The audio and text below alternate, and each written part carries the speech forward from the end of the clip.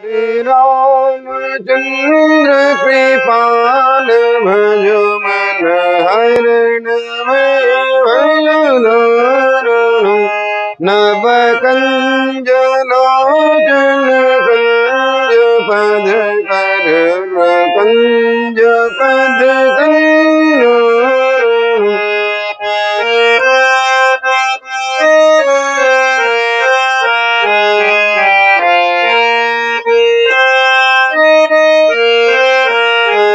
नव कंज लोचन कंज मुख कर कंज पद कंजारुण श्री राम श्री राम श्री राम।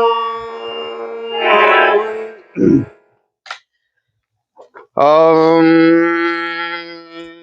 गणनाथ सरस्वतीं रविशुक्र बृहस्पतिं पंचेतान् सस्मरे नित्यं वेदवाणीं प्रवर्तयेताः लोकाभिरामं रणरंगधीरं राजीवनेत्रं रघुवंशनाथं कारुण्यरूपं करुणाकरन्दं श्रीरामचन्द्रं शरणं प्रपद्ये।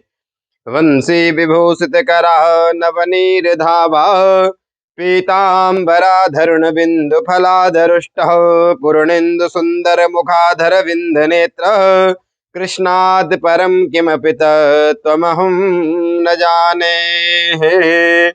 ॐ गौरांगं रसमयं नित्यं रसाचार्यं रसोत्सुकं श्रीराम हर्षण दैवाख्यं सद्गुरुं प्रणमाम्यहं गुरुचरण कमलेभ्यो नमः।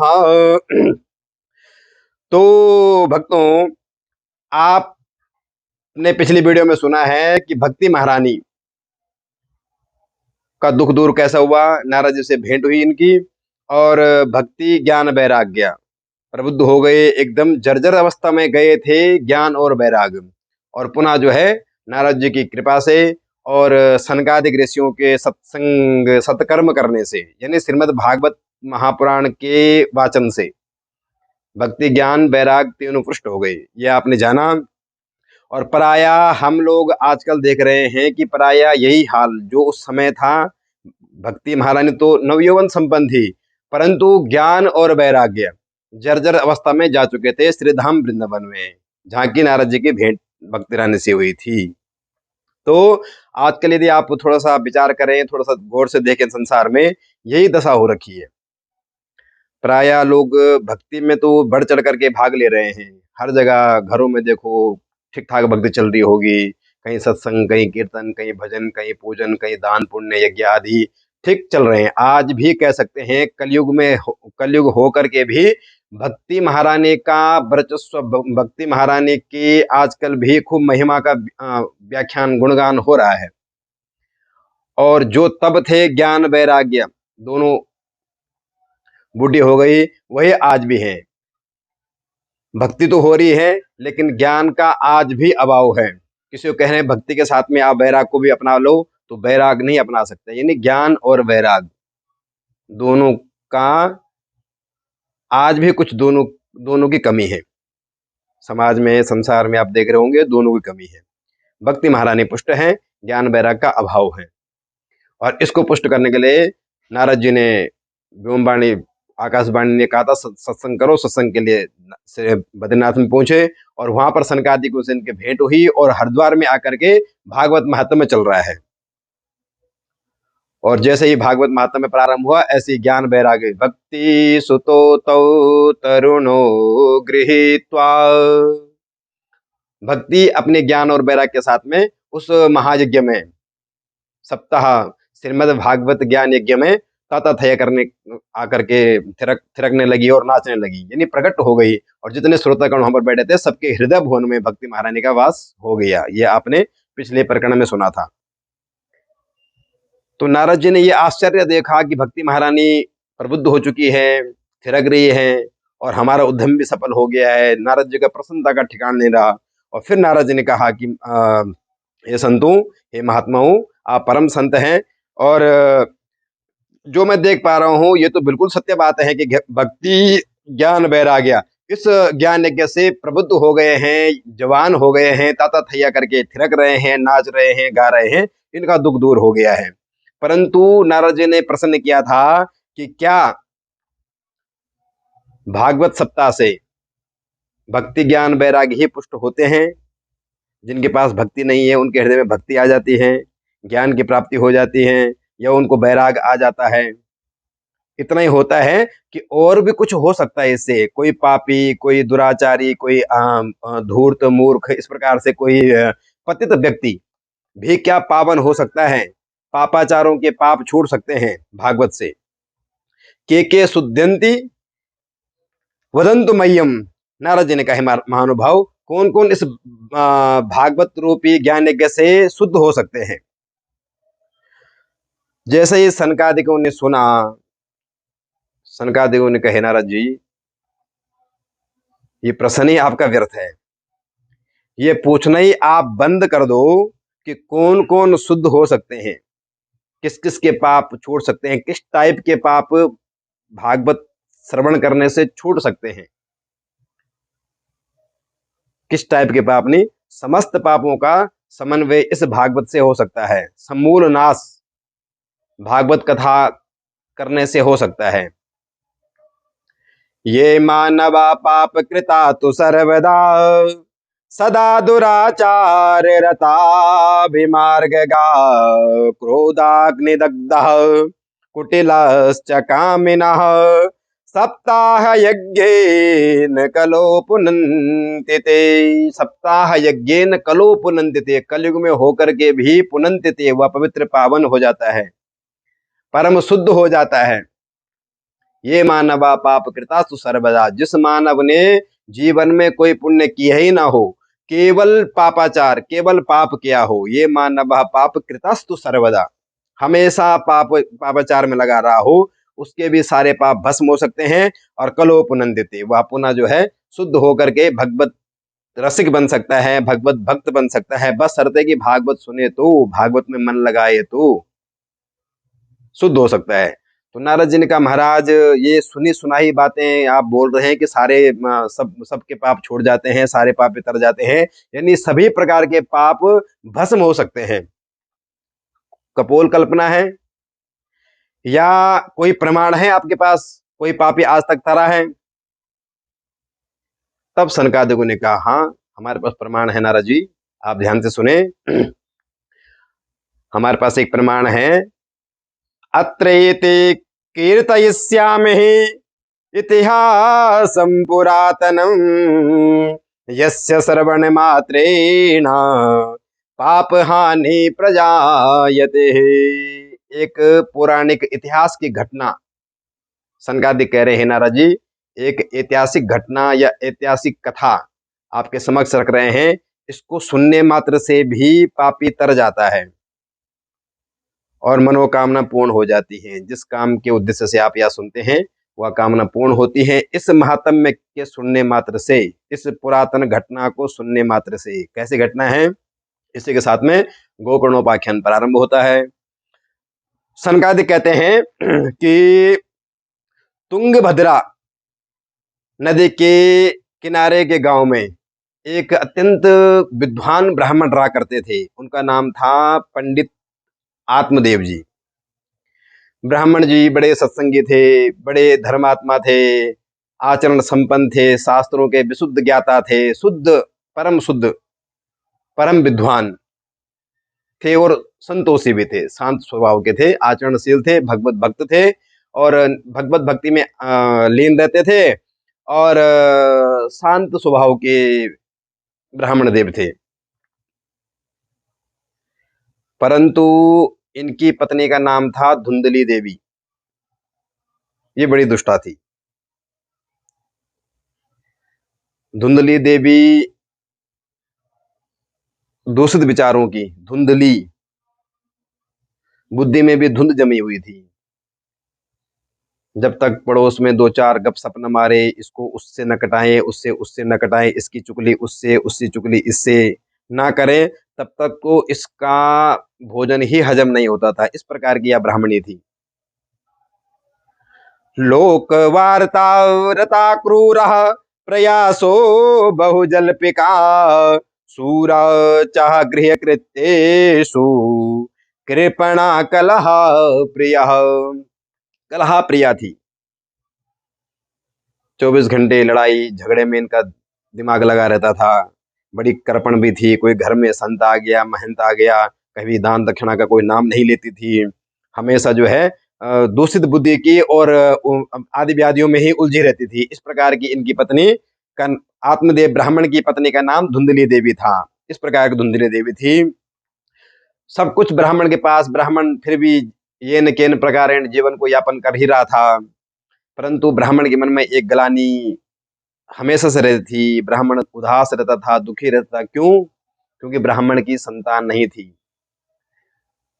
संतानहीन था। ब्राह्मण ने सोचा कि अब गृहं त्यक्त्वा वनम गत्वा, क्यों ना आप घर छोड़ करके, बहुत संसार में रह लिए हैं, और वन में जाकर के तपस्या किया जाए और भगवान को प्रसन्न किया जाए और भगवान से ही आशीर्वाद, वंश वृद्धि का आशीर्वाद मांग लिया जाए। ये सोच करके ब्राह्मण देव, घर में कलह कलेश तो चलता ही था, तो इस कलह कलेश से तंग आकर के ब्राह्मण देव वन की ओर प्रस्थान कर गया, और साथ में ये कामना लेके कि यहाँ पर तपस्या करने के बाद संतान की प्राप्ति होगी। वन में जाकर के तपस्या में लीन हो गया। लीन क्या हुआ कि तपस्या कर ही रहा था कि अचानक दुख का उबाल हृदय में ऐसा आया कि संतान नहीं है, संतान के लिए मैं जंगल में आया हूँ। तो भाव विभोर हो गया, आंखों से अश्रुपात होने लगे, और ब्राह्मण कहता है रोने लगा। जंगल में जाकर के एकांत किसी वृक्ष के नीचे ब्राह्मण रो रहा था। ब्राह्मण देव जब रो रहे थे, उधर से ही एक संत निकल रहे थे। उन्होंने सोचा कोई हमारे भगवान के लिए भगवत रसिक हैं, कंदराओं में बैठ करके, जंगल में आकर के, संसार से विरक्त होकर के इस जंगल में आया है, तो शायद हमारे भगवान के लिए रो रहे हैं, गोविंद के लिए रो रहा होगा। ये सोच करके संत जी ब्राह्मण के पास आए और पूछने लगे, कथम रोदिसि विप्रत्वम काते चिंता बलीयसी कथम वदत्वम सविस्तारम वदत्वम सत्वरम मह्यम स्वस्य दुःखस्य कारणम। हे ब्राह्मण देव, आप क्यों रो रहे हैं? क्या दुख है आपको? वदत्वम सविस्तारम, आप अपना दुख का विस्तार से कारण बताइए, किस कारण से आप रो रहे हैं?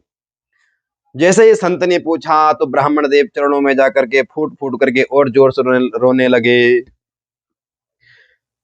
किं ब्रवीमिर्षये दुःखं पूर्वपापेन संचितं मदीयः पूर्वजातस्तोऽयं कवोषणमुपभुञ्जते।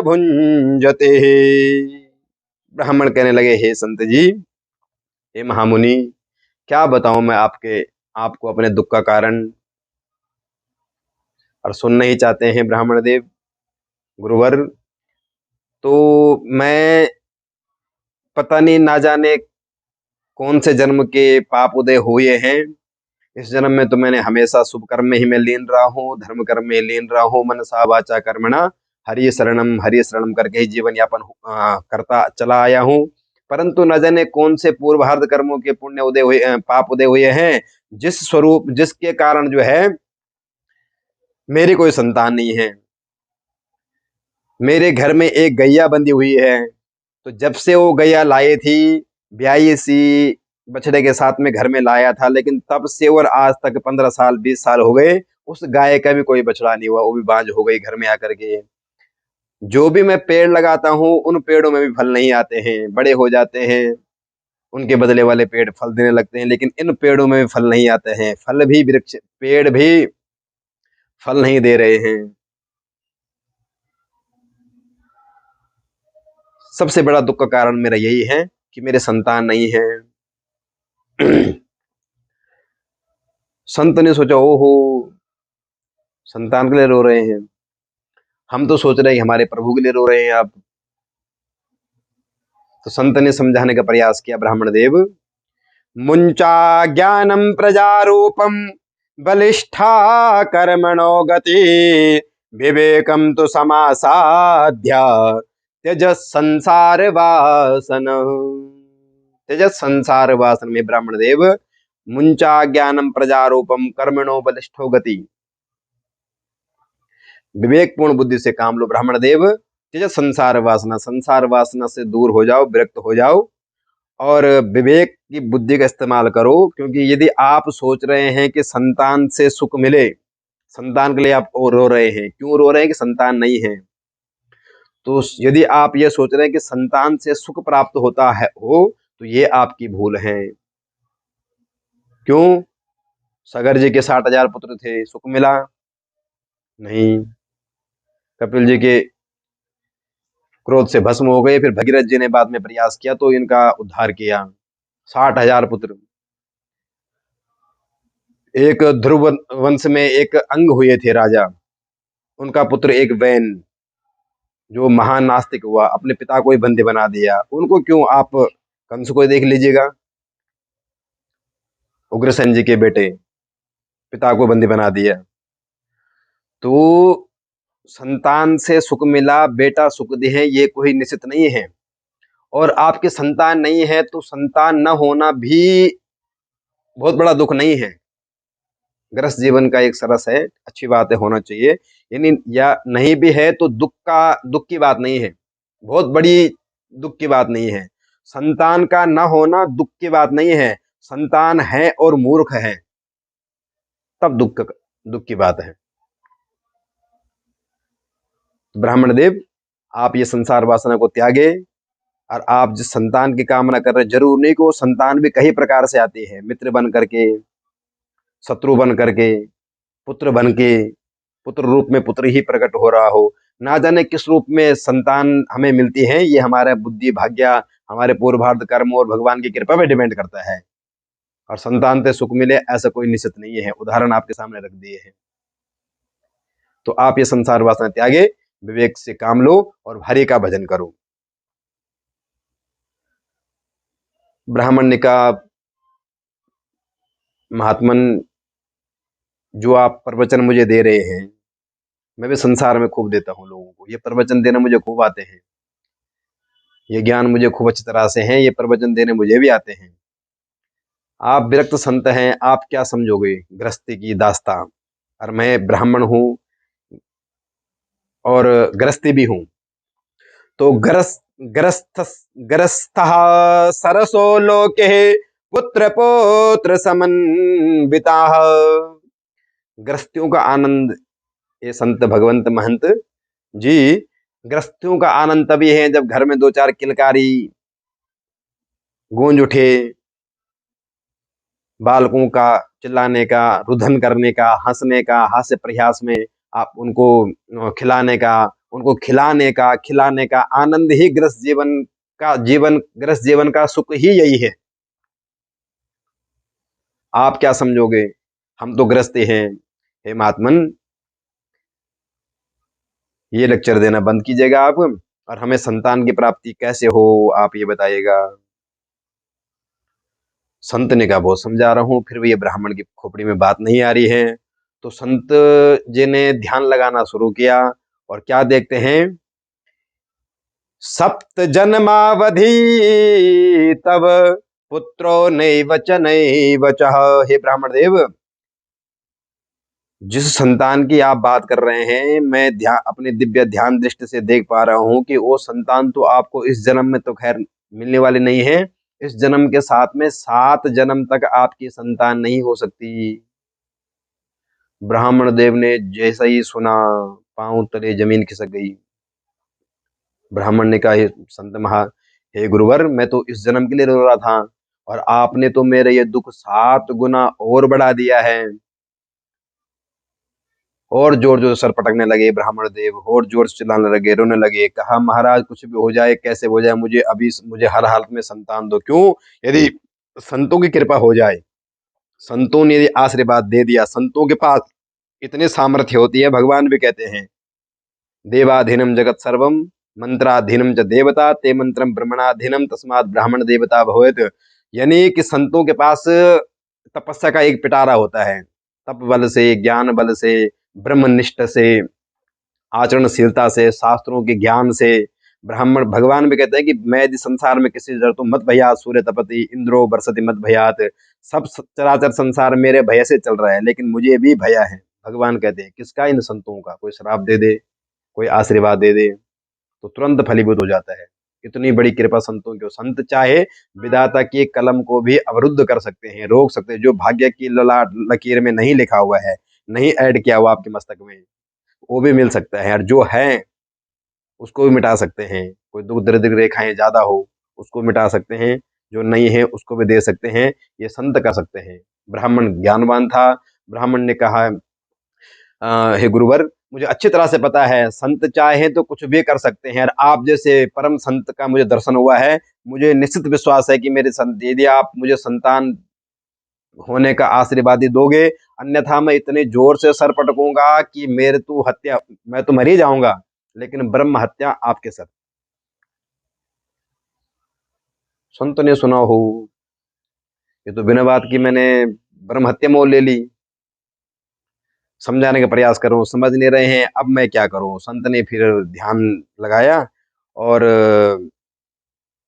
पीछे छुटाने के लिए कह लो या यूं ही मंत्रों से उपचारित करते हुए एक फल निकाला और ब्राह्मण को दे दिया। ब्राह्मण देव, आप यदि हठ पूर्वक बलात् पूर्वक इस प्रकार से कहते हैं तो ये फल आप ले लो।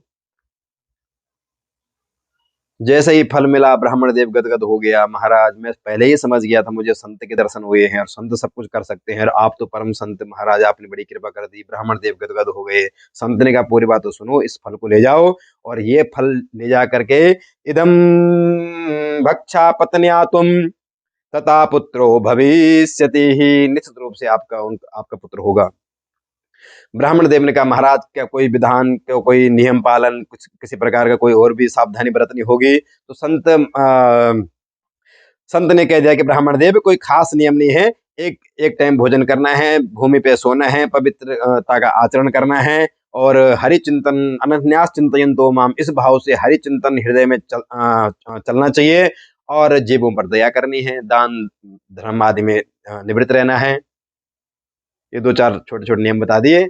अब ब्राह्मण गदगद होकर खुशी का ठिकाने रहा। संत भगवंत को प्रणाम करते हुए संत जी चले गए और ब्राह्मण देव ने सीधे ही दौड़ लगाई घर की ओर। घर में पहुंचते ही गेट पे आते ही खटखटाया दरवाजा।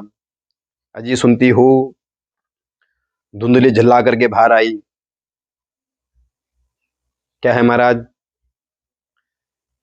ब्राह्मण ने कहा, ये फल लाया हूं, किसी संत ने दिया है, और ये फल खाओगे तो निश्चित रूप से आपकी हमारी संतान होगी। धुंधली ने कहा, हो, मैं तो सोच रहा चिल्ला तो ऐसे रहे जैसे नौला का हार लाए हो मेरे लिए। लाओ। फल लिया, कह रहे खा लूंगी। ब्राह्मण ने कहा, खा लो, कह रहे खा लूंगी।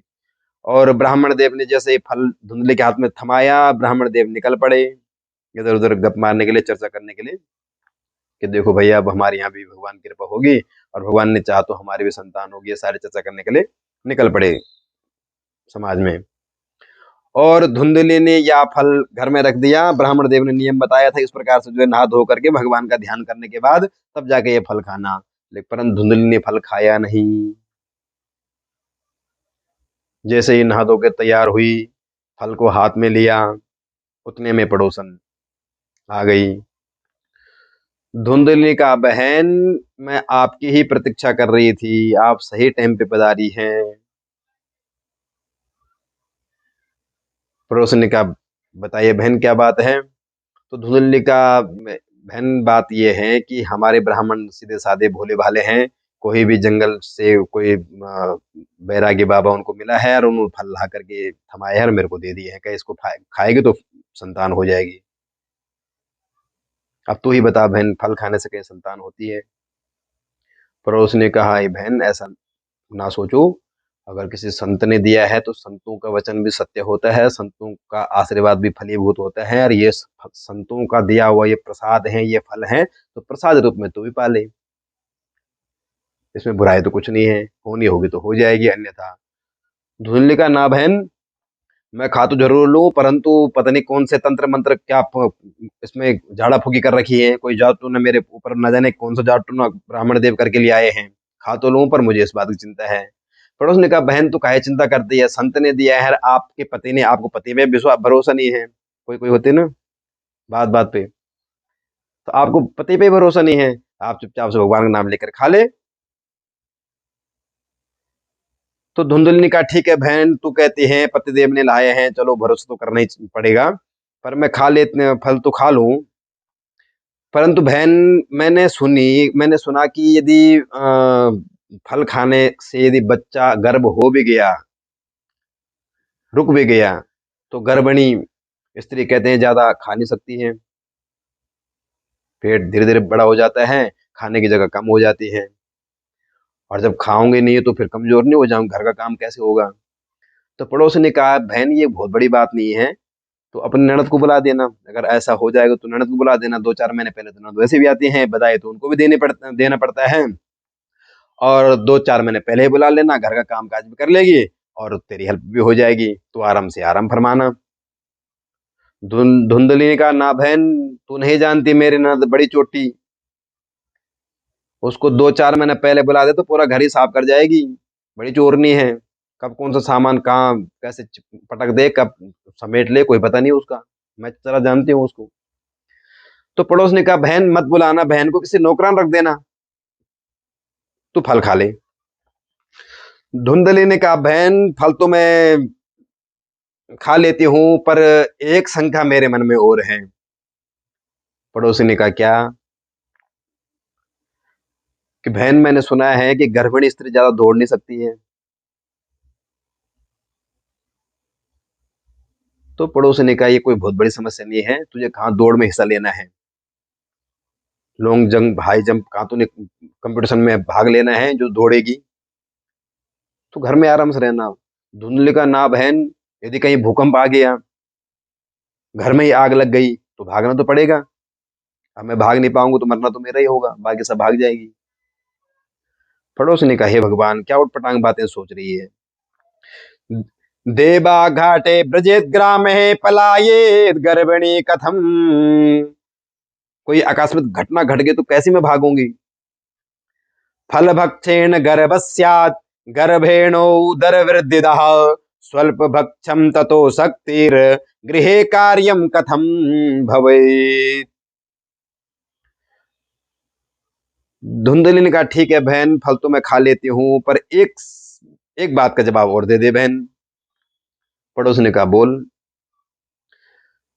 धुंधली ने कहा, बहन मैंने सुना है कि सुखदेव जी 12 वर्ष तक बैठे रही माँ के गर्भ में, 12 वर्ष तक। पड़ोसी ने कहा, हाँ बहन, सुना तो मैंने भी है। धुंधली ने कहा, हरि राम, तब तो ये फल मैं बिल्कुल नहीं खाऊंगा, कहीं अगर 2-4 साल मेरे गर्भ में बैठा रहा तो मेरा तो मरना हो जाएगा, 12 वर्ष के बाद छोड़ो। लालने पालने दुखम प्रसूता याश्च सर्व वर्तते, इस प्रकार के धुंधली ने कहा कि लालन पालन में दुनिया भर के झंझेले लफड़े होते हैं, दुनिया भर के झंझट होते हैं, और 12 वर्ष तक मेरे घर में बैठ गया तो मैं तो मर ही जाऊंगी। एवं कुतर्क योगे नहा तत्फलम नेव भक्षता, इस प्रकार के नाना प्रकार कुतर्क करके धुंधली ने फल नहीं खाया। पड़ोस से भी तंग आ गई, पड़ोस ने कहा, बहन जैसे तेरी बुद्धि में आ रहा तो वैसे कर, मैं तो चली। पड़ोस निकल पड़ी, धुंधली आराम से आराम फरमाने लगी। इतने में कहते हैं धुंधली की छोटी बहन आ गई। धुंधली को उदास देखा, चिंतित देखा, छोटी बहन ने तुरंत कह दिया, बहन क्या बात है, बड़ी माथे पे चिंता की लकीर दिख रही है। धुंधली का, बहन तू भी खूब टाइम पे आ गई है, तेरे पंडित जी हमारे ये फल लेके आए हैं, का फल खाने से गर्भ होता है। पर बहन यही चाहती थी, बहन बड़ी छोटी, कि इसका कोई संतान न हो, और मेरे पास संतान बथेरे एक संतान इसको दे दूंगी, इसके सारे जायदाद अपने नाम। धुंधली की छोटी बहन ने कहा, बहन तू कहा इन बाबा बैरागी के चक्कर में पड़ती है, फल खाने से कभी कोई बच्चा होता है, आज तक हुआ है क्या? ये सारी के 5 टक हैं, तू चिंता मत कर बहन। ये एक काम कर, तू ये फल तू अपनी गैया को खिला दे, गैया का भी बच्चा नहीं है। यदि फल खाने से बच्चा होगा तो गैया का बच्चा हो जाएगा, पर परीक्षा भी हो जाएगी। और रही तेरा सवाल, तो बहन इस बार मैं भी गर्भवती हूँ। जो मेरे संतान है वो तेरे संतान है, मेरे तेरे में कोई भेद नहीं बहन, भेद मत समझा कर तू। और जो इस बार मेरी संतान होगी, ये संतान तू अपनी ही मान, ये मैं लाकर तेरे को ही दे दूंगी। धुंधली का तो खुशी का ठिकाने रहा। वाह बहन, तूने तो 1 मिनट में मेरी चिंता का, समस्या का समाधान निकाल दिया। बहन हो तो तेरी जैसी। धुंधली की बुद्धि में बात आ गई।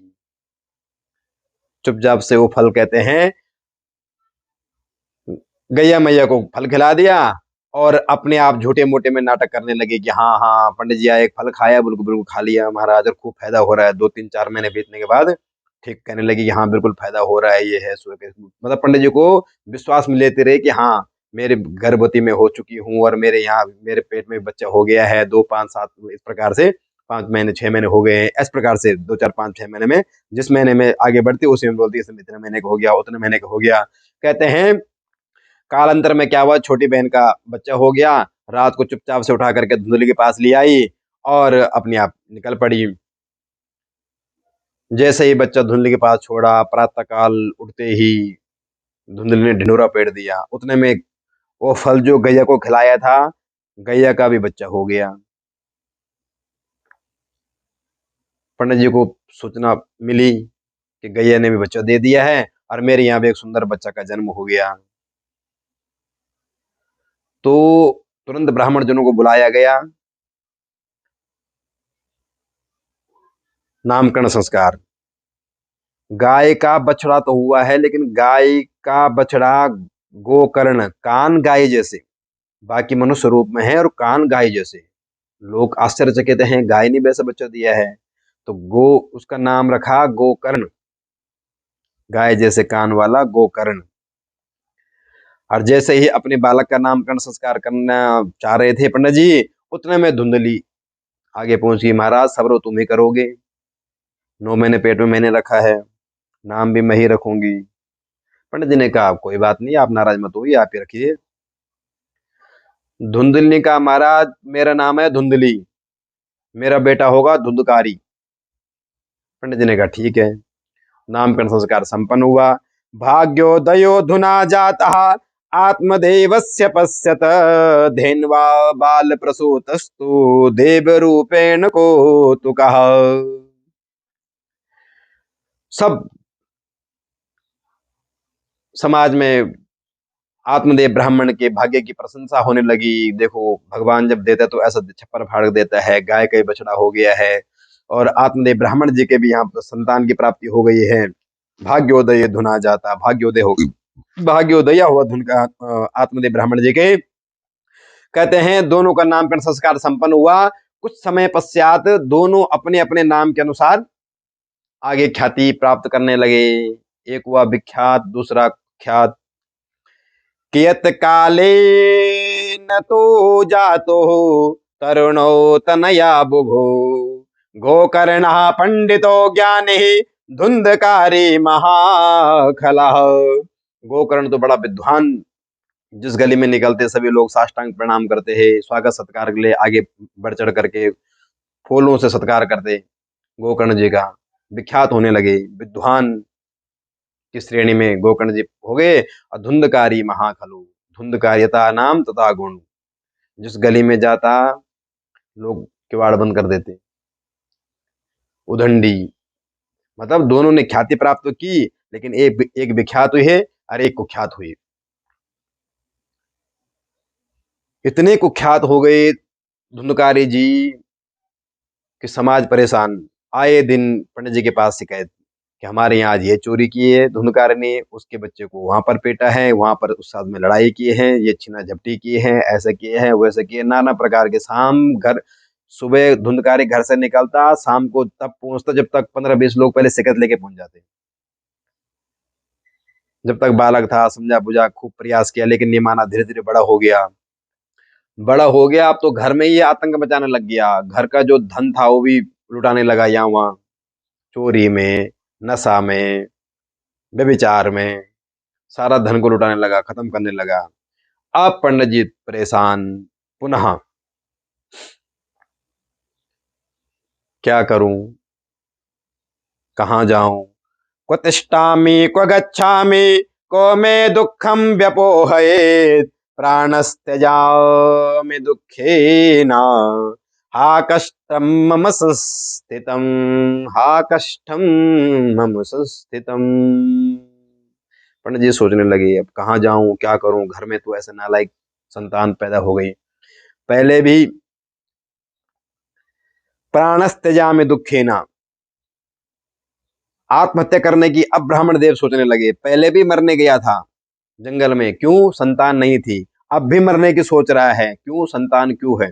यही विडंबना है। बताए ना, संत ने कहा था कि संतान होना, संतान का ना होना दुख का कारण नहीं है। दुख का कारण यह है कि संतान हो करके मूर्ख हो, व्यभिचारी हो, धूर्त हो, पाखंडी हो, दुराचारी हो, उचित सज्जनों को सम्मान न करती हो, बड़ों का आदर सत्कार न करते हो। ऐसे संतान का होना एक महान दुख का कारण है। आत्मदेव जी इतने दुखी हो गए इसके उल्हानों को सुन करके, इनके झगड़ों, इनके इनके धुतकारे के शिकायत सुन करके। घर में इतनी शिकायत आने लगी कि खोपड़ी चक्कर आने लगी, कहाँ जाऊं, क्या करूं, इस प्रकार से चिंतित होने लगे। कोई को तिष्ठामि को गच्छामि को मैं दुखा, इतना महान दुख भगवान ने मेरे को दिया, इतने मूर्ख संतान मेरे को दिए, क्या करूं, कहाँ जाऊं, प्राणस्त्यजामि, हम आत्महत्या करने की सोचने लगे। गोकर्ण जी बगल में बैठे थे, ब्राह्मण देव की दशा का ठीक ठाक अवलोकन कर रहे थे कि चल क्या रहे पापा के मन में, पिताजी के मन में क्या चल रहा है। मुंह उदास है, चिंतित हैं, कहाँ जाऊं, क्या करूं, इस प्रकार से कह ही रहे थे। तो गोकर्ण जी ने चुपचाप से आकर के आत्मदेव ब्राह्मण जी ने अपने पिताजी को उपदेश देना प्रारंभ कर दिया कि हे पिताजी, आप जो चिंता कर रहे हैं कि पुत्र सुखी, पुत्र होगा, पुत्र मुझे सुखी देगा, इसकी आप चिंता, इस चिंता में आप डूबे हुए थे। तो आप सोचो, संसार में कोई सुखी है? न चेन्द्रस्य सुखम किंचन, सुखम न सुखम चक्रवर्तिना, सुखमस्ति विरक्तस्या मुनेरेकांत जीवनः। सुखमस्ति विरक्तस्या, सुखी वही है पिताजी जो विरक्त हैं, संसार से विरक्त है, संसार वासना जिसकी छूट गई है, संसार में चिपका नहीं है। मुनेर एकांत जीवने, जो एकांत में प्रभु का भजन कर रहे हैं, वही सुखी है। बाकी संसार में कोई तन दुखी, कोई मन दुखी, कोई धन बिन रहे न उदास, थोड़े थोड़े सब दुखी, सुखी राम के दास। ये संसार है, यहाँ पर थोड़ा थोड़े सब दुखी है। तो पिताजी आप एकांत में जाकर के भजन करो, भगवान का भजन करो। भगवान का भजन करने वाला, भगवान का जप करने वाला, भगवान का ध्यान करने वाला ही सुखी है। बाकी न चेन्द्र सुखम किंचित, न यहाँ पर राजा को सुख है, न इंद्र को सुख है, न चक्रवर्ती सम्राट को सुख है। थोड़े थोड़े सब दुखी हैं, कुछ न कुछ दुख सबके पास रखा है। सुखी केवल राम के दास, राम के दास कभी ना हो उदास। तो आत्मदेव ब्राह्मण को जब बेटे गोकर्ण ने समझाया, तो ब्राह्मण देव कहने लगे, ये संसार से बेटा, फिर संसार से जो मन ये चिपका पड़ा है, हटाना चाहता हूँ। इतना दुखी मैं घर में हो गया, लेकिन छोड़ना चाहता हूँ। घर को छूटता नहीं है, घर में चिपका हूँ, रात दिन यहाँ उलाने मिल रहे धुतकारी के, उसके बाद भी संसार से मन हटता नहीं है, घर से मन हटता नहीं है। घर से मन को कैसे हटाऊं? तब गोकर्ण जी ने व्याख्यान करना प्रारंभ किया, हे पिताजी, देहेस्तिमांस रुदिरे भिमतिं त्यजत्वा, जाया सुधा दिशु सदा ममतां विमुञ्च, पश्यानिशं जगदिदं क्षणभङ्गनिष्ठं, वैराग्य राग रसिको भवभक्तिनिष्ठः, धर्मा भजस्व सुततं त्यज लोक धर्मान्, सेवस्य साधु पुरुषान् जहि काम तृष्णान्, अन्यस्य दोष गुण चिंतन मासु मुक्त्वा, सेवा कथा रस महो नितराम पिबत्वः। पिताजी, अन्यस्य दोष गुण चिंतन मासु, सेवा कथाम, आप केवल सेवा भाव से भजन करो। दूसरों के गुण और दोष दोनों को देखना बंद कर दो। क्यों? गुण भी देखो, गुण देखना भी दोष है। गुण भी देखोगे तो आसक्ति बढ़ेगी, कितना अच्छे काम करता है, कितना महान आत्मा है, उसके प्रति आस्था उमड़ेगी, आस्था बढ़ेगी, अनुराग बढ़ेगा। और दोष दिखेगा तो उसके प्रति वैराग होगा, घृणा होगी। तो गुण दोष पिताजी, आप अन्यास्य गुण दोष दोनों दोनों को आप दिमाग से हटा दो। दूसरों के गुण को और दूसरों के दोषों को देखना आप बंद कर दो। पहला सूत्र सेवा कथा, आप सेवा में लग जाओ। दूसरा, देहेस्तिमान सुरजरम विमतिम त्यजत्वः, ये जो शरीर है इससे आसक्ति कम कर दो। अपने शरीर से, अपने शरीर के संबंध, जो शरीर के संबंध है, ये बेटा है, ये बेटी है, ये पुत्र है, ये पत्नी है, ये बच्चे हैं, इनसे शारीरिक संबंध, शरीर से भी संबंध धीरे धीरे कम त्यजत्वा जाया सुताद सदा ममताम बेमुंचहा, ये ममता जो है, अहमता और ममता दोनों रस्सी, इनको भी काट के फेंक दो। एक है अहमता, एक है ममता, मेरा मेरा, एक वो मैं और मैं मेरा, इन दोनों रस्सियों को भी काट के फेंक दो। दूसरों के गुण और दोष को देखना बंद कर दो। पश्चानिदम, ध्यान से आप विवेक का दीपक जगाओ, विवेकपूर्ण बुद्धि से चिंतन करो, तो आपको पता लगेगा कि जगत इदम क्षण भंग निष्ठा, ये जगत जो है क्षण भंगुर है, नाश्वर है, नासवान है। नासवान जगत से आसक्ति को हटा दो, इसको नासवान समझो, नाश्वर समझो, हटा दो। धर्म भजस्वतम, त्यज लोक धर्म, जो लोक धर्म है, शारीरिक धर्म, इसको छोड़ दो। धर्म भजस्व, धर्म के शरण में जाओ, धर्म का भजन करो। क्यों? क्योंकि ये जो संसार में दो ही रस्सी प्रबल होती है, अहमता और ममता, बताए ना, दोनों रस्सियों से आप उठ जाओ, दोनों रस्सियों को काट के फेंक दो। ये शरीर मेरा नहीं है, मैं मेरा, ये शरीर भी जब हमारा नहीं, तो इसमें आप आसक्ति करना बंद कर दो। शरीर है क्षिति जल पावक गगन समीरा, पंच रचित यह अधम शरीरा। जय सिया राम, जय जय सिया राम, जय सिया राम, जय जय सिया राम। क्षिति जल पावक, ये जो पंचायती धर्मशाला आपके पास में है, और इस शरीर से आप दूसरे शरीर में जो अनुराग हो रहा है,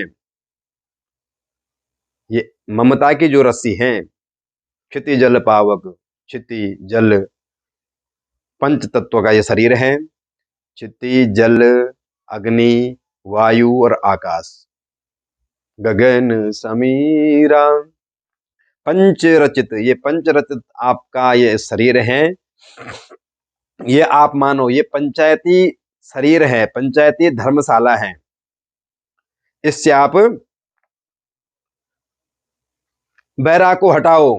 आप ये मानो कि आप संसार में जो आपके पास कर्तव्य था, जो आपके पास जो रोल प्ले करने के लिए आप आए थे, वह पूरा हुआ। अब संसार में से विरक्त होकर के कहीं कंदराओं में, गुफाओं में जाकर भजन करो। संसार में थे आप कैसे? उस बैलगाड़ी, उस रेलगाड़ी के समान। रेलगाड़ी में आप जाते हैं, सफर करते हैं, एक सीट पे आप बैठे हैं, दूसरी सीट पे कोई और आ गया, वो बैठ गया, अच्छा हुआ मन अनुकूल मिले तो थोड़ा वार्तालाप हो बढ़ी, परिचय शुरू हुआ, और कोई प्रतिकूल हुआ तो फिर राम राम भी नहीं भई। अच्छा, यदि अनुकूल मिला, वार्तालाप होने प्रारंभ हुई, इतने आप घुल मिल गए, इतने रच पच गए, इतने घनत्व, इतना अपनत्व उमड़ गया कि अब उसका स्टेशन आने वाला है, और वो आप इतने घुल मिल रहे हैं, भैया आपसे मिल करके बहुत अच्छा लगा, भैया आप तो महान हैं, भैया आप पहले क्यों नहीं मिले, भैया ऐसे, भैया वैसे, बस आपस में लगे हैं, और स्टेशन आने वाला है, और स्टेशन इतने रच पच गए, स्टेशन ही छोड़ गया। तो बताओ क्या होगा? काला काला काला कोट वाला आएगा, धक्का मार के आपको भगाएगा। तो जो आपने घुलना मिलना है, स्टेशन आने से पहले घुल मिल लो, जितना घुलना मिलना है, और स्टेशन आने से पहले ही आप तैयारी कर लो, अपना सामान समेट लो, और स्टेशन पे उतर जाओ, इसमें भलाई है। ऐसा नहीं किया आपने, फिर काला कोट वाला आएगा, वो आपको धक्का मार के भगाएगा। तो उसी प्रकार से पिताजी ये संसार है। गोकर्ण जी समझा रहे हैं कि पिताजी इसी प्रकार से संसार है। जितना आपने घुलना मिलना था उतना घुल मिल ले गए। बेटा है, बेटी है, पत्नी है, पुत्र है, सबसे घुल मिल गया। अब स्टेशन आने की तैयारी आने वाला है, तो स्टेशन आने से पहले ही अब आप इससे विरक्त हो जाओ और ये जीवन को इतना ही समझो, इससे ज्यादा जीवन कुछ नहीं है। रेलगाड़ी में सफर कर रहे हैं, वो जीवन यात्रा में सब लोग सफर कर रहे हैं। अच्छे मिल गए, आप पुत्र मिल गया, आप एक एक स्टेशन समाप्त हुआ, दूसरा चढ़ गया, वहां से उसका रिजर्वेशन है। तो यहाँ से दादाजी चल चल पड़े, पुत्र जी आ गए।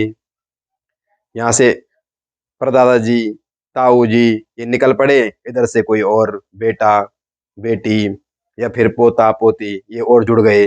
तो जीवन रथ है संसार, उसी रेलगाड़ी की तरह संसार भी, हमारा भी जीवन रथ उसी प्रकार से है। कोई जिसका स्टेशन आता जा रहा है वो निकलते जा रहा है और नए नए जुड़ते जा रहे हैं। तो इसमें उतना ही घुले मिलो। अब आगे की तैयारी भी, आप स्टेशन आने वाला है उसकी तैयारी में लग जाओ पिताजी। बोलो विष्णु भगवान की जय। बस पिताजी आप जो है इतना ध्यान रखें कि लक्ष्य और परम लक्ष्य दोनों को ना भूलें। आपका लक्ष्य था, आपका कर्तव्य था घर गृहस्थी को सुचारू रूप से चलाना, वो आपने चला लिया है। अब परम लक्ष्य की ओर आप प्रस्थान कीजिएगा। आए थे हरि भजन को ओढ़न लगे कपास, कहीं ऐसा ना हो कि आए जीवन मिला था प्रभु की भक्ति के लिए, जीवन को सफल बनाने के लिए, और हम यहाँ पर संसार में चिपके पड़े हैं, नून तेल के झमेले में लगे पड़े हैं। आज ये कम है, आज ये ज्यादा है, आज इसका ये अभाव, आज वो प्रभाव, सब इनमें घुल मिल रहे हैं। तो ओढ़न लगे कपास, आए थे हरि भजन को। तो पिताजी आप हरि भजन के लिए आए थे, आप अब जो है उस परम तत्व को जानना प्रारंभ कर दो। धर्म भज सतम त्यज लोक धर्मान। फिर गोकर्ण जी ने जैसे समझाया, पिताजी की एक एक बात समझ में आ रही है। फिर आत्मदेव जी ने कहा कि ये संसार को छोड़ना, ममता की रस्सी को काटना, दोष गुण को त्याग करना और हरि के भजन करना, इसके लिए ये कैसे संभव होगा, इसके लिए क्या करना पड़ेगा।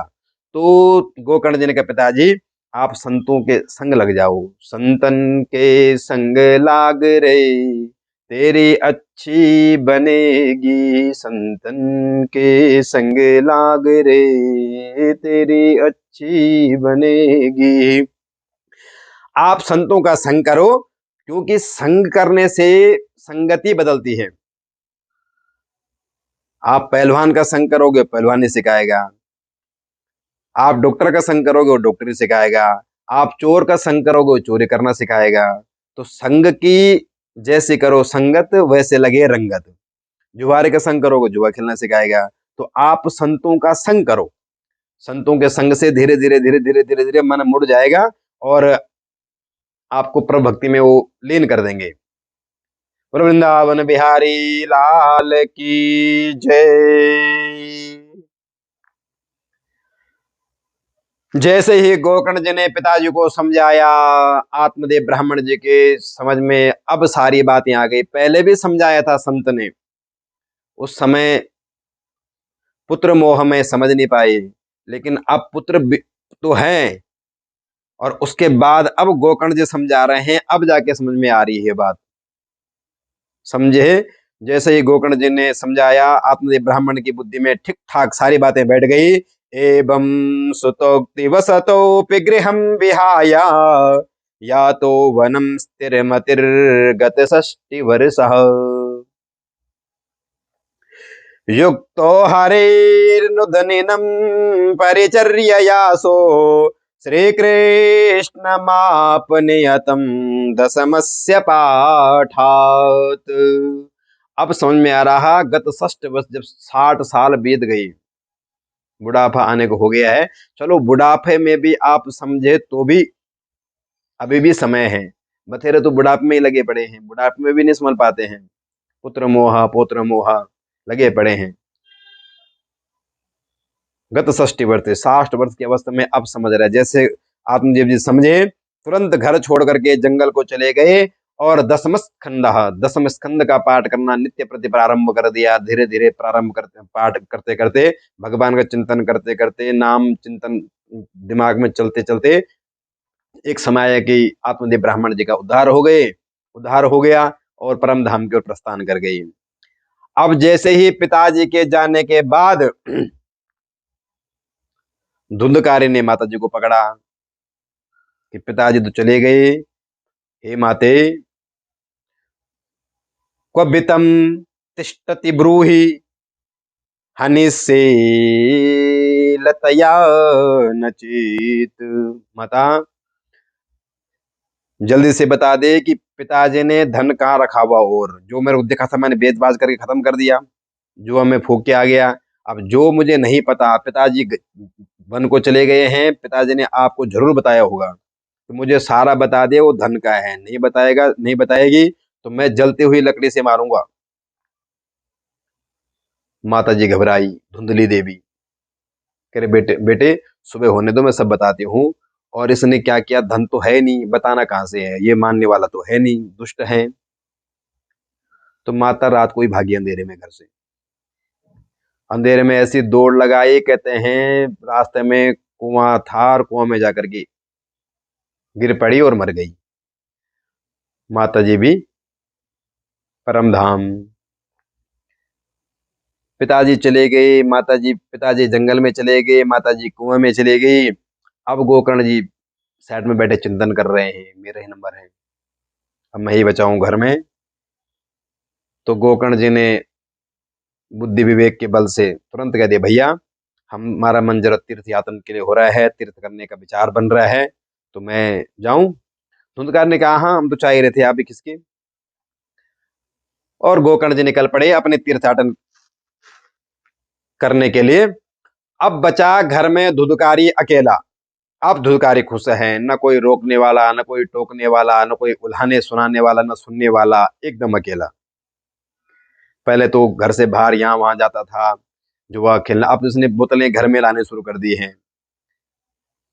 यहाँ वहां से चोरी करना, इसने चोरी करता है और खूब माल घर में लागता है। अब एक दिन धुंधकारी ने क्या किया, कहते हैं 5 गणिका जिनके संग धुंधकारी का संग दूषित हो गया था, अब उनको उनके पास नहीं जाता, उनको बुला करके घर में उनको स्थान दे दिया कि देवियों आराम से रहो। उनकी जो डिमांडें होती है, धुंधकारी जाता इस राजपाट में, उस राजा के महल में, यहाँ वहां से चोरी करके लाता और उन गणिकाओं को थमा देता और आराम के साथ में जीवन यापन करता। बोलो विष्णु भगवान की। कहते हैं एक दिन की बात है, धुंधकारी ऐसे राजपाट में गया, बड़े बड़े हीरे सोने चांदी आदि के खूब इसने भंडार उसको मिल गए, इसने उठा करके दबोच करके उसको कट्टा समेट करके सीधे घर में ले आया और उन गणिकाओं को थमा दिया। गणिकाएं खुश, वैश्या, इनका माल तो बड़ा अच्छा लाया है, लेकिन उन्होंने चिंता विचार किया आपस में, यदि ये पकड़ा गया तो ये हमारा नाम जरूर लेगा, तो इसके चक्कर में हम भी मारे जाएंगे, धन भी छीना जाएगा, हमारी भी कुटाई होगी। तो उन्होंने क्या किया, रात को इसको पिलाना शुरू कर दिया, इसको बेहोश कर दे, पिला पिला के होश ही नहीं रही। जब बेहोश हो गया खूब, तब कहते हैं इन्होंने जलते हुए अंगार को ला करके इसके मुंह में भरना शुरू कर दिया। और तब अंगार कहते हैं तद तप्तंगार समूहस्याह तदमुखे ही विचिक्षिपुः अग्निज्वालादि दुःखेन व्याकुलो निधनम गतः। बेचारा अग्नि ज्वाला दुःखेन, मुंह में अग्नि के दुख कारण जो है निधनम गता, मर गया। इसलिए कहते हैं कि सुधामयम वचो यासाम कामिनाम वसवर्धनम, कामिनाम रसवर्धनम हृदयम क्षुरदाराभ्यम प्रिया को नाम योषितम। कामनी, इस कामनी स्त्री यानी धन की लोभी और कामनी स्त्रियों का विश्वास भी नहीं करना चाहिए। इनका जो है विष कुंभम पयो मुखा, हृदय क्षुरधारा, हृदय में तो छुरी चलती है और ऊपर में अमृत, अंदर से विष और मुंह में राम राम। इसलिए इन स्त्रियों का विश्वास नहीं करना चाहिए। धुंधकारी ने इनका विश्वास किया तो बदले में क्या मिला, मृत्युदंड। धुंधकारी का प्राणांत हो गया।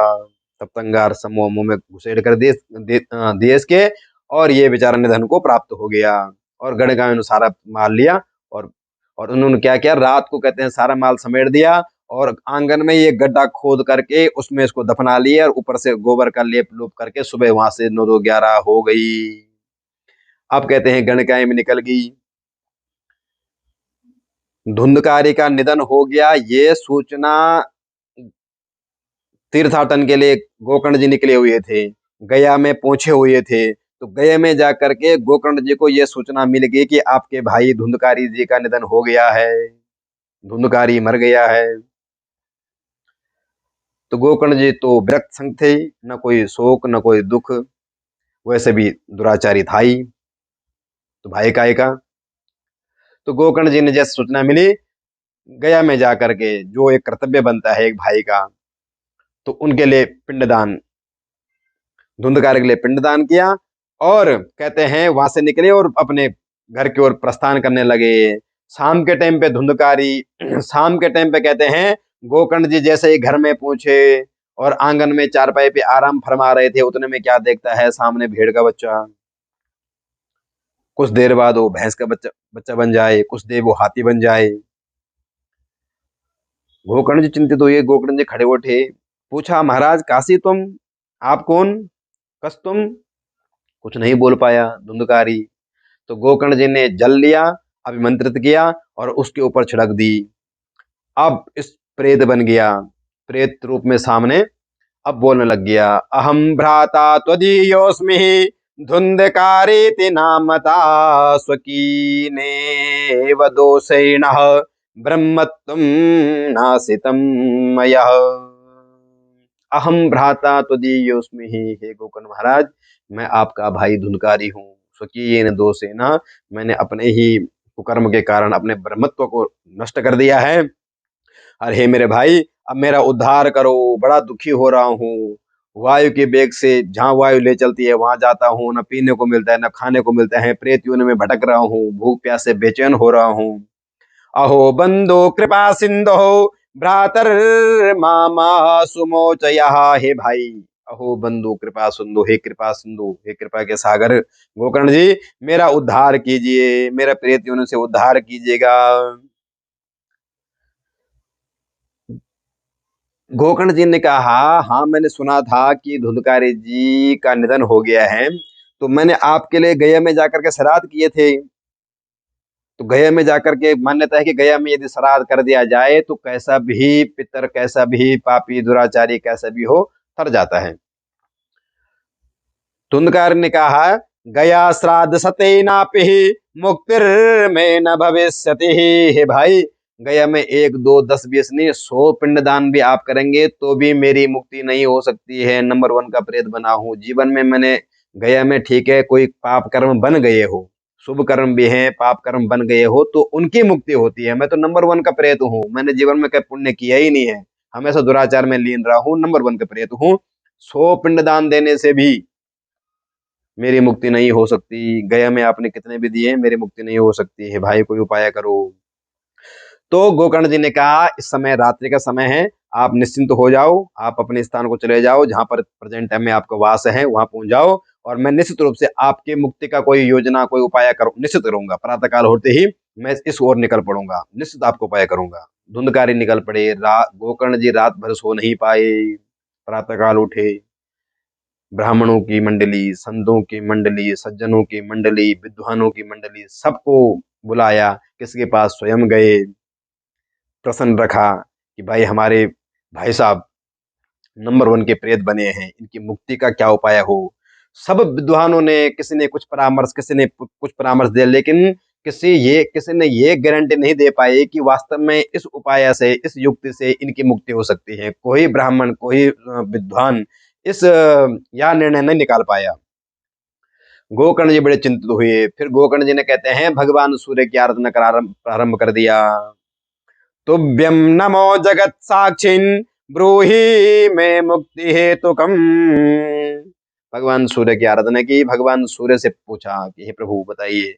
तब भगवान भुवन भास्कर ने बताया, गोकर्ण जी, श्रीमद् भागवतान मुक्ति सप्ताहम वाचनम कुरुहु। सप्ताह वाचनम करो, श्रीमद् भागवत का सप्ताह वाचन करो गोकर्ण जी। इससे ही निश्चित रूप से आपकी भाई की मुक्ति होगी। अब गोकर्ण जी प्रसन्न हो गए। कहते हैं अगले ही मास गोकर्ण जी ने ढिंडोरा पीट दिया और आषाढ़ मास में गोकर्ण जी ने सुंदर भागवत का आयोजन करना प्रारंभ कर दिया। वैष्णवम ब्राह्मणम मुख्यम श्रोतारम परिकल्प्य सह, ब्राह्मणों को, वैष्णवों को, श्रोताओं को, अड़ोस पड़ोस को, बंधु बांधवों को, सबको बुला करके और स्वयं ही वाचन करना प्रारंभ कर दिया।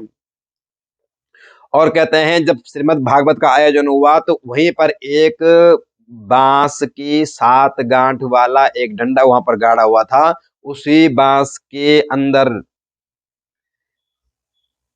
धुंधकारी जी पहुंच गए। क्यों? क्योंकि हवा इधर भागते तो रोकर इधर ढोलते, धुंधकारी इधर ढोलता, हवा उधर होती तो धुंधकारी उधर ढोलते, इसलिए बांस के अंदर प्रविष्ट होकर के छुप करके कथा सुनने लगा। कहते हैं श्रीमद् भागवत कथा का यह प्रभाव हुआ कि एक दिन कथा समाप्त होने पर एक बांस का गांठ चटक जाता है, 2 दिन में दूसरा, तीसरे दिन में तीसरा। जैसे ही 7 दिन पूरे हुए, एवं सप्त दिनेश्चैव सप्त ग्रंथि विभेदनम, 7 बांस के गांठ चटक गए और वहां से एक सुंदर दिव्य रूप धरो जातस तुलसी दाम मंडितः पीतवासः घनश्यामो मुकुटि कुंडलान्वितः। एक दिव्य पुरुष प्रकट हो गया। गोकर्ण जी ने व्यास गद्दी से पूछा, भाई कौन, आप कौन?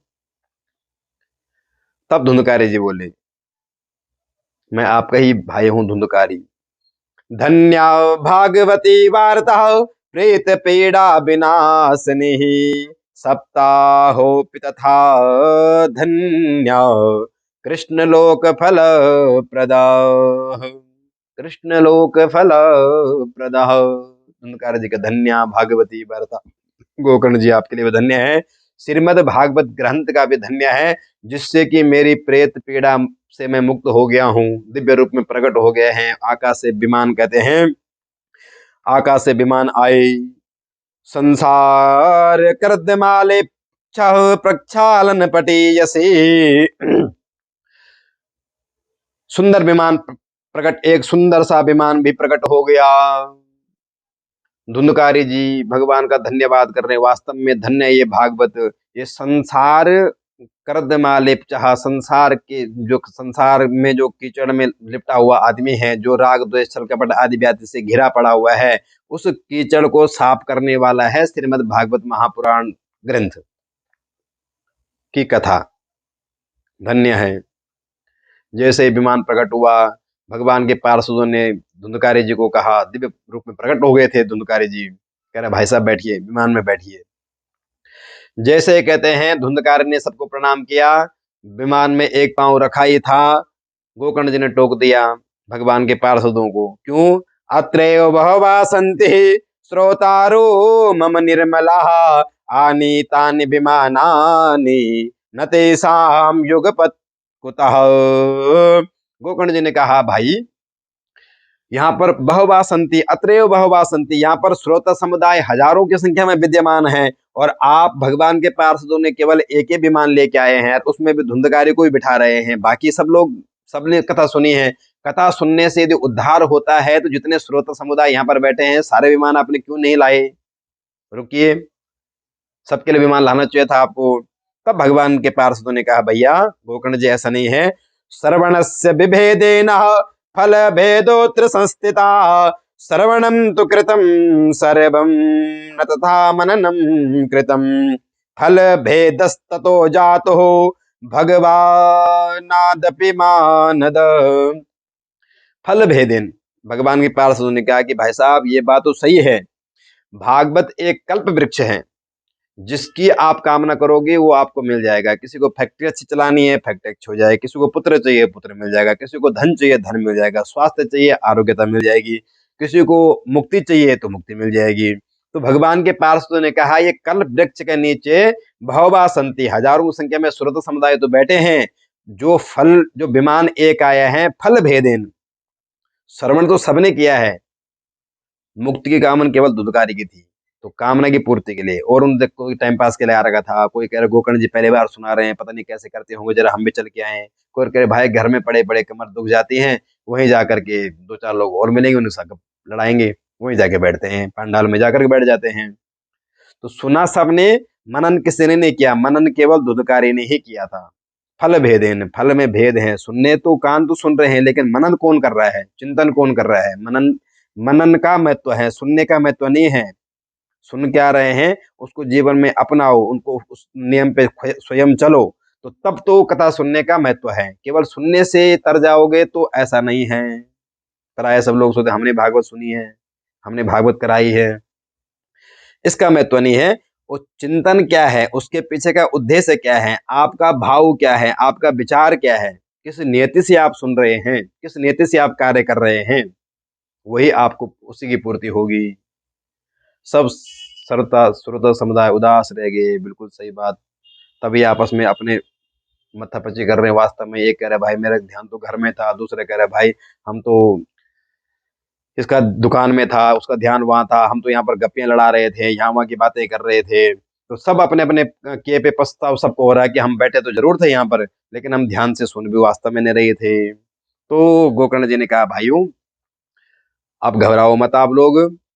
धुंधकार जी चल पड़े, विमान में बैठ करके नित्य पार्षद भगवान के बने जा करके, यानी परम धाम की प्राप्ति हुई एक नंबर के प्रेत को इस भागवत सुनने से।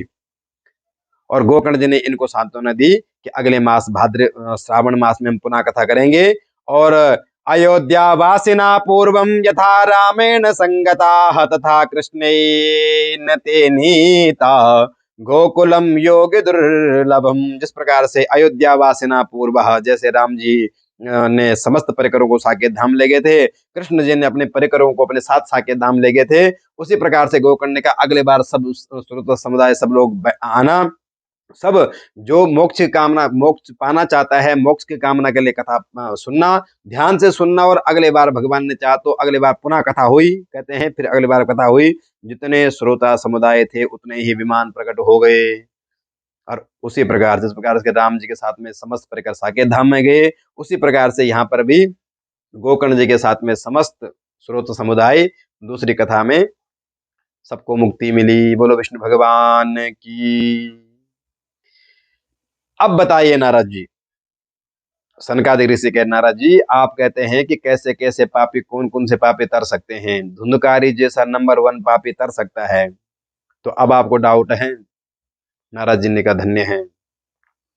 और एक बात मैं आपको कहूं कि जो ये आत्मदेव ब्राह्मण की कथा है, यही हम सब की भी कथा है। हम सभी आत्मदेव ब्राह्मण हैं। तुंग भद्रा, तुंग यानी श्रेष्ठ, भद्रा यानी कल्याण, श्रेष्ठ कल्याण, ये आत्मदेव यानी ये शरीर जो है यही आत्मदेव है। सबको शरीर मिला हुआ है, मनुष्य जन्म सबको मिला है, मनुष्य मानव तन सबको प्राप्त हुआ है। इस तन के बाद हम सब तुंगभद्रा के किनारे पे बैठे हुए हैं। तुंगभद्रा यानी कल्याण की कामना के लिए बैठे हुए हैं। कल्याण की कामना जीवन का लक्ष्य है, भगवान की प्राप्ति।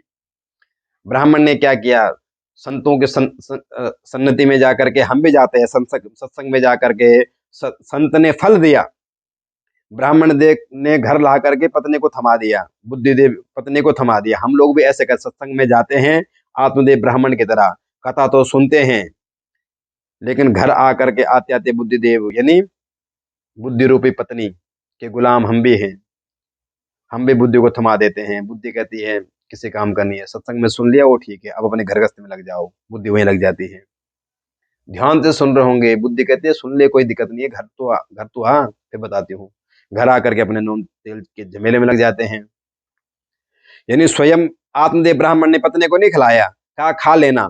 तो हम भी ऐसे करते हैं, बुद्धि को कथा सुन के आ जाते हैं, बुद्धि को अपनी बुद्धि को सौंप देते हैं, बुद्धि अपनी इधर लग जाती है, कथा का फल निकल जाता है ऊपर ऊपर से, मतलब मनन नहीं हो पाता है। बस अर्थ इतना है कि ब्राह्मण ने तो सत्संग किया था, संतों का संग किया था, तो पतन नहीं हुआ, दूसरा जब पुत्र भी हुआ, फिर हमारा भी यही हाल हमारे भी है। संसार में उल्टा सीधा खाते, उल्टा सीधा कमाते हैं, उसके कारण हम दूषित, हमारी बुद्धि दूषित, हमारा शरीर दूषित, फिर हमारा संतान दूषित, हमारा वंश दूषित दूषित हो जाते हैं। दूषित होकर के फिर इसी प्रकार संतान पैदा होती है, इसी प्रकार के मित्र लोग मिलते हैं और फिर हमें पतन के कगार पे जाना पड़ता है, जैसे आत्मदेव ब्राह्मण जी का हुआ। शर्त इतनी है कि आत्मदेव ब्राह्मण ने भगवान का चिंतन किया था, भगवत भक्त भी था, तो पुनः गोकर्ण जैसे उस फल के स्वरूप गोकर्ण जैसे संत मिल गए। यदि हमने सत्संग किया है तो कहीं न कहीं वो सत्संग हमारे साथ कहीं न कहीं चलता है और उद्धार हुआ। लेकिन धुंधली ने सत्संग नहीं किया था, यानी बुद्धि देवी ने सत्संग कभी नहीं किया था, तो कुएं में जाकर गिरी। तो इससे ये सीख हमें मिलती है कि यदि हम सत्संग में जा रहे हैं, कोई संत हमें फल दे रहे हैं, ज्ञान रूपी फल हमें परोस रहे हैं, तो उस फल को हम घर ला करके टाल मटोल ना कर दें, उसका चिंतन करें, उसको पिए, पुनः उसको दोहराएं, उसका मनन करें, कौन सी बात सीखी थी, कौन सी बात करनी चाहिए, कैसे बात बोलनी चाहिए, उन सब का मनन करें और उस नियम पे हम चलना प्रारंभ भी करें, यानी उस फल को पूर्ण खा लें, केवल सुने नहीं, आचरण में भी उतारे, तब सफलता मिलेगी, तब जीवन का उद्धार होगा। अन्यथा पुनः पछताना पड़ेगा। आत्मदेव ब्राह्मण की तरह ये सीख इससे मिलती है। बोलो विष्णु भगवान की जय। अब कहते हैं, नारद जी कहते हैं कि महाराज, ये भी मैंने देख लिया, भक्ति का उद्धार हुआ, ज्ञान वैराग पुष्ट हुए, यहाँ पर धुंधकारी का उद्धार हुआ, ये भी मैंने सब देख लिया है। तो प्रभु यदि इस प्रकार से इस भागवत से हो सकता है तो इसका विधान क्या है? नारद जी कहते हैं, इसका विधान क्या है? हे ऋषियों, कब यह करना चाहिए, नियम क्या है, विधि क्या है, कब या सप्ताह का विशेष नियम कहो, सप्ताह का विधान कहो, सप्ताह कैसी करनी चाहिए, कृपया करके ये भी तो आप बताइए। तब सनकादिकों ने कहा, नारद जी, निष्काम भाव से आप कथा कर रहे हो तो तब कोई दिनानाम नियमो नास्ति, भागवत गीता ये है, दिन बार टाइम की कोई पाबंदी नहीं है, कभी भी आप कर सकते हैं। हाँ, सकाम भाव से आप कर रहे हो, फैक्ट्री बढ़िया चल जाए इसलिए पूजा करा रहे हैं, संतान हो जाए इसलिए भागवत का आयोजन कर रहे हैं, सकाम भाव से किसी काम के निमित्त आप भागवत का आयोजन करा रहे हैं, तो कहते हैं तब एक उचित ज्योतिषी के पास जाकर के, अच्छे ज्योतिषी के पास जाकर के विचार विमर्श करते हुए एक अच्छा सा उचित मुहूर्त का चयन करना चाहिए। अच्छे मुहूर्त का सबसे पहले इसका नियम है कि अच्छे मुहूर्त का चयन करें सकाम भाव के लिए, मुहूर्त हो जाए, उसके बाद जैसे हम लोग करते हैं, यादृशी विवाहे यादृशम वित्तम तादृशम परिकल्पते। प्राय लोग सभी कहते हैं प्रभु भागवत तो कराना चाहते हैं लेकिन खर्च क्या होगा, तो स्पष्ट कह दिया है, फिर मुहूर्त आपको मिल गया है तो यादृशे विवाहे चा, जिस प्रकार से आप कन्या का पुत्र का या पुत्री का विवाह करते हैं उसी प्रकार से भागवत का भी आयोजन करना चाहिए, अपने सामर्थ्य के अनुसार, कोई कम में करता है, कोई ज्यादा में करता है, उसी प्रकार से करना चाहिए। खूब पर्चे सर्चे कार्ड को छापने चाहिए, अड़ोस पड़ोस सबको बुलाना चाहिए, और उससे उससे पहले सबसे पहले एक बात का ध्यान रखना है कि उचित कन्या की शादी के लिए वर की तलाश होती है। उसी प्रकार से कहते हैं भागवत का यदि वाचन आप करा रहे हैं, सप्ताह यज्ञ आप करा रहे हैं, सबसे पहले एक अच्छे वक्ता का चयन करना चाहिए। वक्ता कैसे हो? विरक्तो वैष्णवो विप्रहो वेद शास्त्र विशुद्धि कृता दृष्टांत कुशलो धीरो वक्ता कार्योति निष्पृहा। वक्ता कार्योति निष्पृहा, वक्ता ऐसा होना चाहिए। विरक्तो, पहले तो विरक्त होना चाहिए, वैष्णव होना चाहिए, ब्राह्मण होना चाहिए। वक्ता का आप चयन कर रहे हैं, ब्राह्मण कुल में भी उसका जन्म होना चाहिए, ब्राह्मण कुल में जन्म है तो वो वक्ता है, उसी का ही चयन करना चाहिए। वेद शास्त्र विशुद्धि कृता, वेद वेदांत को जिसने पारायण किया हो, जिसने पढ़ा हो, जिसका ज्ञान वो रखता हो, शास्त्रों का ज्ञान रखता हो, विशुद्धि कृता, वेद वेद शास्त्रों को अपनी भाषा के माध्यम से आपको सही ढंग से समझा सके, शास्त्र क्या बताना चाह रहा है, वेद क्या बताना, परोक्ष वेदवाद, वेद तो परोक्षवाद है, क्या बताना चाह रहे हैं और ठीक ढंग से आपको समझा सके, मतलब समझा। दृष्टांत कुशलो धीरा, अनेक अनेक दृष्टांतों से आपको समझाने का प्रयास कर रहा हो, समझाने में कुशल हो, दृष्टांत देने में कुशल हो, निपुण हो, शास्त्रों का अध्ययन किया हो, शास्त्रों का ज्ञान रखता हो, ऐसे वक्ता का आपको चयन करना चाहिए। उसके बाद कहते हैं फलाहारम, व्रत नियम, व्रत का आचरण करना चाहिए।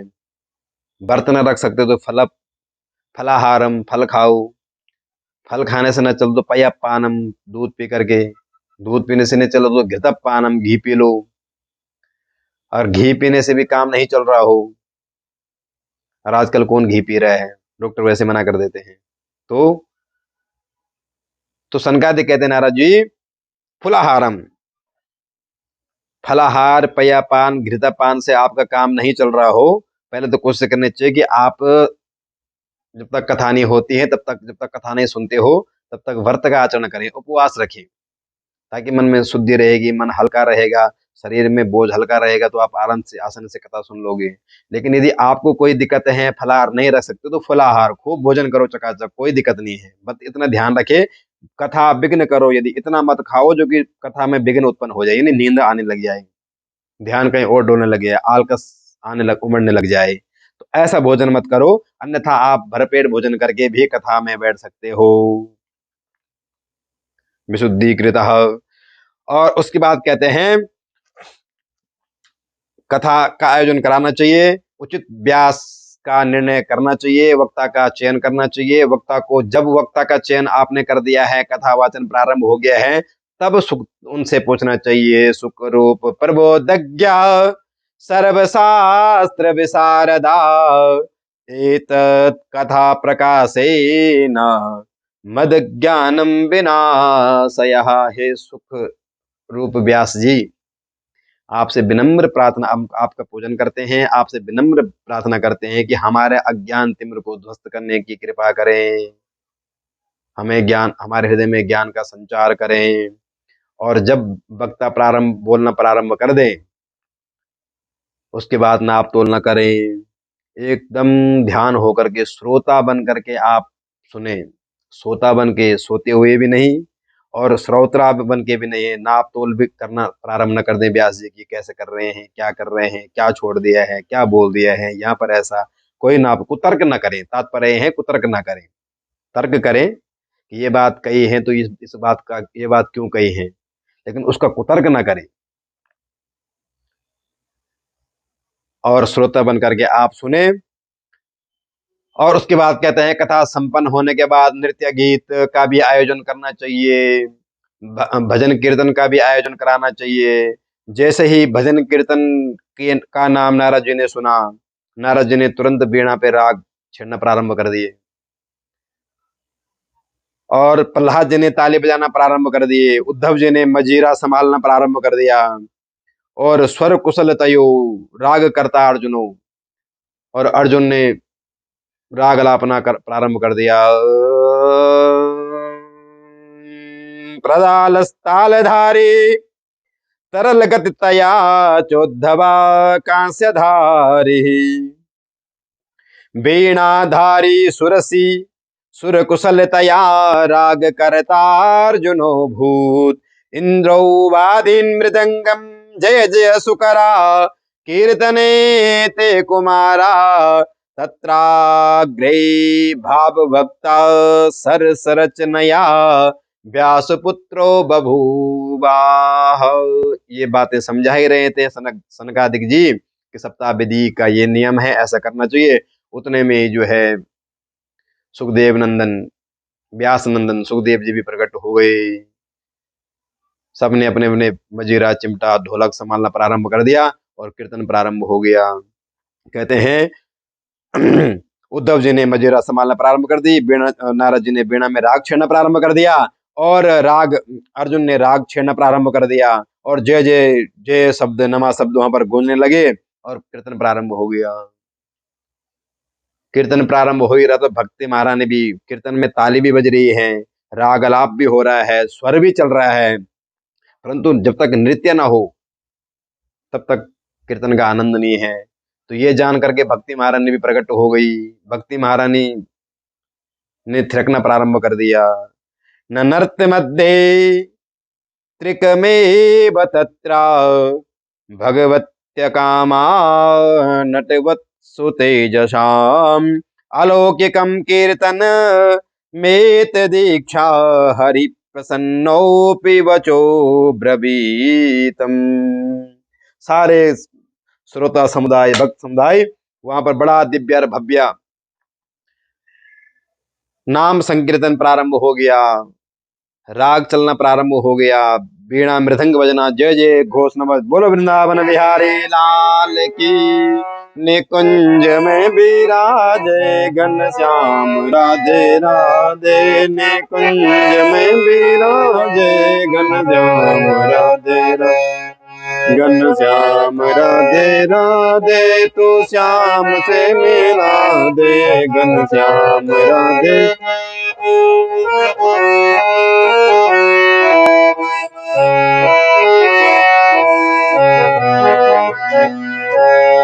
निकुंज में विराजे घनश्याम राधे राधे,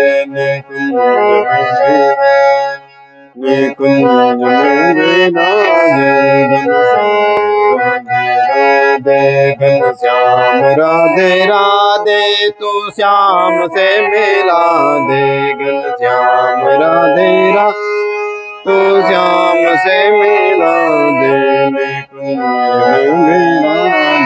घनश्याम राधे राधे, निकुंज में विराजे घनश्याम राधे राधे। बड़ा सुंदर कीर्तन प्रारंभ हो गया और इस प्रकार से कहते हैं सुंदर संकीर्तन के साथ में भक्ति महारानी प्रकट हो गई। और इस प्रकार से सनकादिक ने नारद जी को आत्मदेविक ब्राह्मण की कथा और साथ में सप्ताह विधि कैसे करने जी श्रवण कराया। तो भक्तों, आशा है आपको कथा समझ आई हो।